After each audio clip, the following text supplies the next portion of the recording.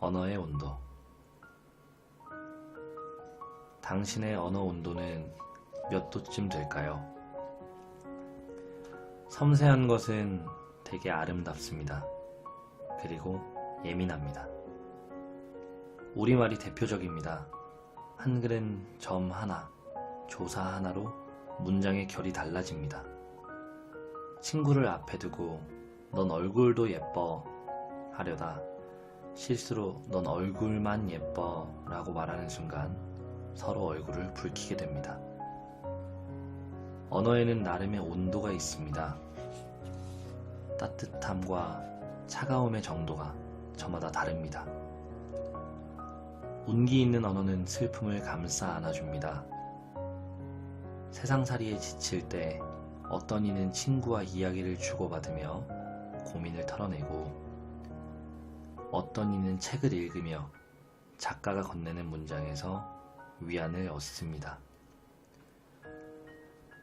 용광로처럼 뜨거운 언어에는 감정이 잔뜩 실리기 마련입니다.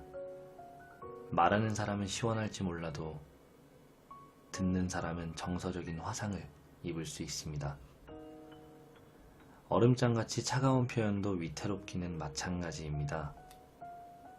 상대의 마음을 돌려세우긴커녕 꽁꽁 얼어붙게 합니다. 그렇다면 이 책을 집어든 당신의 언어 온도는 몇 도쯤 될까요? 글쎄요. 무심결에 내뱉은 말 한마디 때문에 소중한 사람이 곁을 떠났다면 말 온도가 너무 뜨거웠던 게 아닐까요? 한두 줄 문장 때문에 누군가 당신을 향한 마음의 문을 닫았다면 그 온도가 너무 차갑기 때문인지도 모릅니다. 어쩌면요. 일상에서 발견한 의미 있는 말과 글, 단어의 어원과 유래, 그런 언어가 지닌 소중함과 절실함을 책에 담았습니다. 페이지를 넘길 때마다 문장과 문장의 호흡을 불어넣으며 적당히 뜨거운 음식을 먹듯 찬찬히 곱씹어 읽어주세요. 그러면서 각자의 언어 온도를 스스로 되짚어봤으면 하는 바람입니다. 이 책이 그런 계기가 되었으면 합니다. 여전히 많은 것이 가능합니다. 더 아픈 사람. 버스나 지하철에 몸을 실으면 몹쓸 버릇이 발동한다. 귀를 쫑긋 세운 채 나와 관계없는 사람들의 대화를 엿듣곤 한다. 그들이 무심코 교환하는 말 한마디, 끄적이는 문장 한 줄에 절절한 사연이 도사리고 있을 것 같기 때문이다. 꽤 의미 있는 대화가 귓속으로 스며들 때면 어로에 나갔다가 만선의 기쁨을 안고 귀향하는 어부처럼 괜스레 마음이 들뜨곤 한다. 일상이라는 바다에서 귀한 물고기를 건져 올린 기분이 든다. 언젠가 2호선 홍대 입구역에서 지하철에 몸을 실었다. 맞은편 좌석에 앉아있는 할머니와 손자가 눈에 들어왔는데 자세히 보니 꼬마의 안색이 좋지 않았다. 할머니 손에는 약봉지가 들려 있었다. 병원에 다녀오는 듯했다. 할머니가 손자 이마에 손을 올려보더니 웃으며 말했다. 아직 열이 있네. 저녁 먹고 약 먹자. 손자는 커다란 눈을 끔뻑거리며 대꾸했다. 네, 그럴게요 할머니. 근데 할머니는 내가 아픈 걸 어떻게 그렇게 잘 알아요? 순간 난 할머니 입에서 나올 수 있는 대답의 유형을 몇 가지 예상해 보았다. 나이가 들면 자연스럽게 알게 된다 라거나 할머니는 다 알지 같은 식으로 말하지 않을까 생각했다. 아니었다. 내 어설픈 예상은 철저하게 빗나갔다. 할머니는 손자의 헝클어진 앞머리를 쓸어 넘기며 말했다. 그게 말했지. 아픈 사람을 알아보는 건 더 아픈 사람이란다. 상처를 겪어본 사람은 안다. 그 상처의 깊이와 넓이와 끔찍함을. 그래서 다른 사람의 몸과 마음에서 자신이 겪은 것과 비슷한 상처가 보이면 남보다 재빨리 알아챈다. 상처가 남긴 흉터를 알아보는 눈이 생긴다. 그리고 아파봤기 때문에 다른 사람을 아프지 않게 할 수도 있다. 어린 손자에게 할머니가 알려주려고 한 것도 이런 이치가 아니었을까? 말도 의술이 될 수 있을까? 어머니를 모시고 병원에 다녀왔다. 검진을 마치고 집으로 향하는데 어머니가 무겁게 입을 열었다. 이젠 화장만으론 주름을 감출 수 없구나. 시간은 공평한 것 같지만 꼭 그렇지만도 않은 것 같다. 나이가 들수록 성급하게 흐른다. 시간은 특히 부모라는 존재에게 가혹한 형벌을 가한다. 부모 얼굴에 깊은 주름을 보태고 부모의 머리카락에 흰 눈을 뿌리는 주범은 세월이다. 병원에 들릴 때마다 깨닫는 게 있다. 삶과 죽음의 경계에서 저마다 힘겨운 싸움을 벌이는 공간에선 언어가 꽤 밀도 있게 전달된다는 사실이다. 특히 말기 암 환자가 돌봄을 받는 호스피스 병동에선 말 한마디의 값어치와 무게가 어마어마하다. 당연한 일이다. 우리가 절박한 상황에서 눈과 귀로 받아들이는 언어는 잔잔한 호수에 던져진 돌멩이처럼 크고 작은 동심원을 그리며 마음 깊숙이 퍼져나가기 마련이니까. 몇 해 전 일이다. 일산에 있는 병원에서 어머니가 수술을 받았다. 진료 과정은 다른 병원과 별 차이가 없었는데 의료진이 환자를 부르는 호칭이 다소 낯설게 느껴졌다. 한 번은 나이 지긋한 의사가 회진차 병실에 들어왔는데 그는 팔순을 훌쩍 넘긴 환자를 대할 때도 환자 혹은 어르신이라고 부르지 않았다. 박 원사님, 김 여사님 하고 인사를 건넸다. 그 모습을 보는 순간 소박한 의문이 뭉게구름처럼 솟아올랐다. 이유가 뭘까? 왜 저렇게 부르는 걸까? 어머니가 퇴원하는 날 담당 의사와 이야기를 나눌 기회가 있었다. 내가 환자라는 호칭을 사용하지 않으시던데요? 라고 묻자 그는 그게 궁금하셨어요? 하고 되물었다. 의사는 별걸 다 물어본다는 투로 심드렁하게 대답했지만 나는 그의 설명을 몇 번이고 되씹어 음미했다. 환자에서 환이 아플 환이잖아요. 자꾸 환자라고 하면 더 아파요. 게다가 할머니, 할아버지 같은 호칭 싫어하시는 분도 많아요. 그래서 전 은퇴 전에 직함을 불러드리죠. 그러면 병마와 싸우려는 의지를 더 굳게 다지시는 것 같아요. 건강하게 일하던 시절로 돌아가고 싶은 바람이 가슴 한쪽에 자리 잡고 있기 때문인지도 모르겠어요. 병원에서는 사람의 말 한마디가 의술이 될 수도 있어요. 사랑은 변명하지 않는다. 좌우봉원이라는 말이 있다. 좌우. 그러니까 주변에서 맞닥뜨리는 사물과 현상을 잘 헤아리면 근원과 만나게 된다는 뜻이다. 일상의 모든 것이 공부의 원천이라는 의미로도 풀이된다. 얼마 전 5호선 공덕역에서 생각지도 않은 깨달음을 얻었다. 사소한 장면 하나가 내 마음에 훅 하고 들어왔다. 퇴근 시간 콩나물 시루 같은 전동차에 가까스로 몸을 밀어 넣었다. 승객들을 둘러봤다. 절반은 고개를 푹 숙인 채 뭔가를 들여다보고 있었고 어떤 이들은 전화를 걸거나 동승한 사람과 왁자지껄 이야기꽃을 피우고 있었다. 경로석에 앉은 노부부의 모습이 눈에 들어왔다. 백발이 성성한 할아버지가 할머니 옆에서 휴대폰으로 뉴스를 보고 있었는데 제법 시끄러웠다. 게다가 어르신은 뉴스 한 꼭지가 끝날 때마다 어허 이런 등의 추임새를 꽤 격렬하게 넣었다. 휴대폰에서 흘러나오는 앵커 멘트와 어르신의 목소리가 객차를 점령하다시피 했다.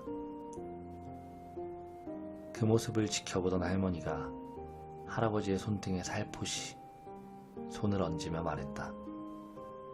여보, 사람들 많으니까 이어폰 끼고 보세요. 그러자 할아버지는 아 맞다, 알았어요. 당신 말 들을게요. 라고 대답했다. 그러고는 주머니에서 주섬주섬 이어폰을 꺼내더니 보일 듯 말 듯한 엷은 미소를 지으며 천천히 귀에 꽂았다. 일련의 동작이 마지못해 하는 행동은 아닌 듯했다. 그 모습을 보는 순간 당신 말 들을게요 라는 어르신의 한마디가 내 귀에는 여전히 당신을 사랑하오 라는 문장으로 들렸다. 흔히들 말한다. 상대가 원하는 걸 해주는 것이 사랑이라고. 하지만 그건 작은 사랑인지도 모른다. 상대가 싫어하는 걸 하지 않는 것이야말로 큰 사랑이 아닐까. 사랑의 본질이 그렇다. 사랑은 함부로 변명하지 않는다. 사랑은 순간의 상황을 모면하기 위해 이리저리 돌려 말하거나 방패막이가 될 만한 부차적인 이유를 내세우지 않는다. 사랑은 핑계를 댈 시간에 둘 사이를 가로막는 문턱을 넘어가며 서로에게 향한다.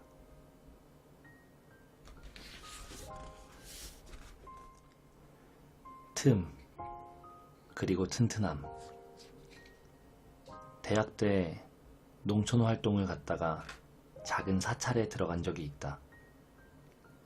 마당 한가운데에 석탑 하나가 기품을 뽐내며 당당하게 자리를 차지하고 있었다. 난 탑 주변을 빙빙 돌며 돌에 새겨진 상처와 흔적을 살폈다. 얼핏 봐도 나이를 먹을 만큼 먹은 석탑이었다. 세월과 비바람을 견딘 흔적이 역력했다. 몇 살쯤 됐을까? 얼마나 오랜 세월 동안 혼자 조용히 상상의 나래를 펼치던 찰나 등 뒤에서 누군가 말을 걸었다. 얼마나 됐을 것 같나? 주지 스님인 듯 했다. 그는 하루에도 서너 번씩 마주치는 옆집 아이에게 안부 인사를 건네듯 편안한 말투로 말을 이었다. 이곳에 있는 성물은 수백 년 이상 된 것들이 대부분이야. 참, 이런 탑을 만들 땐 묘한 틈을 줘야 해. 네? 틈이라고 하셨나요? 그래, 탑이 너무 빽빽하거나 오밀조밀하면 비바람을 견디지 못하고 폭삭 내려앉아. 어디 탑만 그렇겠나.